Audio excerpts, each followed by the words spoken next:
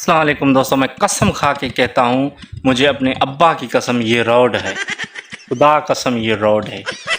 ये एक अनोखा रोड है जिसे लोह, प्लास्टिक पता नहीं क्या-क्या मिला के तैयार किया गया है। आप ये हुकूमत का हमारी तरफ से तोहफ़ा है।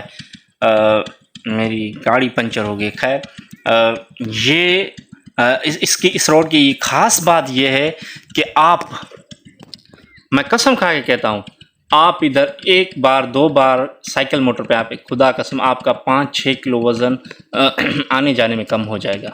गारंटी से कह रहा हूँ, आपका 5-6 जो किलो है ना वो वज़न कम हो जाएगा।